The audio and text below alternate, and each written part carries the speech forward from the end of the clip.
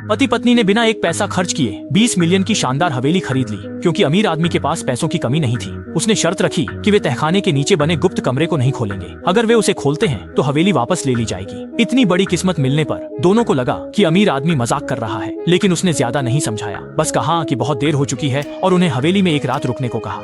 लेकिन अगली सुबह जब पति पत्नी जागे और हवेली छोड़ने की तैयारी करने लगे, तभी पति ने अचानक मेज पर मकान मालिक द्वारा छोड़ा गया एक संदेश देखा। यह एक मकान हस्तांतरण अनुबंध था, जिसमें लिखा था कि अगर पति पत्नी गुप्त तहखाना नहीं खोलने की शर्त मान लें तो दस्तखत करते ही यह हवेली उनकी हो जाएगी। बंद तहखाने को देखकर पति को यह सब बहुत अजीब लगा। उसे बहुत जिज्ञासा हुई कि आखिर अंदर क्या है, लेकिन जब वह इस पर शक कर ही रहा था, तभी अमीर आदमी के वकील अचानक वहाँ आ पहुँचे और पति पत्नी को बताया कि अगर वे अनुबंध पर दस्तखत कर दें तो हवेली का नाम तुरंत उनके नाम पर हो जाएगा। इतनी लुभावनी डील के सामने भी पति ने तुरंत हामी नहीं भरी, बल्कि पत्नी को एक तरफ ले जाकर कहा कि उसे लगता है कि यह शायद ये कोई नई तरह की ठगी हो सकती है, या तहखाने में कोई ऐसा राज छुपा हो जिसे किसी को पता नहीं चलना चाहिए। लेकिन पति की बातों पर पत्नी ने ध्यान नहीं दिया। उसका मानना था कि पति बेवजह सोच रहा है, यह तो किस्मत का तोहफा है। जब इतना अच्छा मौका है तो उसका फायदा उठाना चाहिए। पत्नी की जिद के आगे हारकर पति ने अनुबंध पर दस्तखत कर दिए और कानूनी रूप से 20 मिलियन की हवेली के मालिक बन गए। उन्हें लगा था कि बड़े घर में शिफ्ट होने के बाद उनकी जिंदगी बेहतर हो जाएगी, लेकिन उन्हें पता नहीं था कि अजीब घटनाएं शुरू हो चुकी हैं। एक दिन उन्होंने दोस्तों और रिश्तेदारों को गृह प्रवेश पार्टी के लिए बुलाया, लेकिन जॉन के लिए हैरानी थी कि उसकी सुनहरे बालों वाली महिला सहकर्मी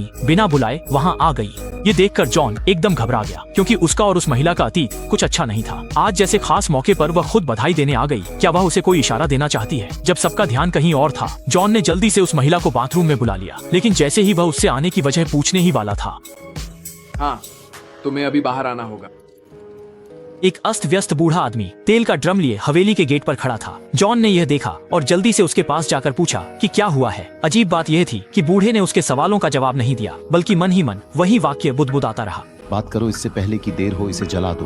बूढ़े के चले जाने के बाद जॉन ने सोचा कि यह बस एक छोटी सी घटना थी, लेकिन उसे क्या पता था कि जब वह अगले दिन ऑफिस पहुंचा तो वहां हर कोई उसे अजीब नजरों से देख रहा था। इससे पहले कि वह समझ पाता कि क्या हो रहा है, उसने देखा कि वही महिला कल की अपने बॉस से कुछ कह रही थी। मुझे यकीन नहीं हो रहा, मुझे नौकरी जाने का डर, वही सुनहरी बालों वाली औरत थी। उस महिला ने ऊपरी प्रबंधन से शिकायत की कि जॉन ने उसके साथ यौन उत्पीड़न किया है। सच्चाई जानने के लिए प्रबंधन ने सर्वसम्मति से फैसला किया कि जॉन को अस्थायी रूप से निलंबित कर जांच की जाएगी। जॉन बहुत गुस्से में था, लेकिन जब हालात यहाँ तक पहुँच गए तो उसके पास कंपनी के फैसले को अस्थायी रूप से मानने के अलावा कोई चारा नहीं था। अपनी पत्नी को यह बात पता न चले, इसलिए घर लौटने के बाद उसने ऐसा दिखाया जैसे कुछ हुआ ही नहीं। लेकिन जब उसने घर के कोने को देखा और हाल ही में घटी घटनाओं को याद किया तो वह खुद सोचने लगा कि शायद यहाँ शिफ्ट होना एक गलत फैसला था।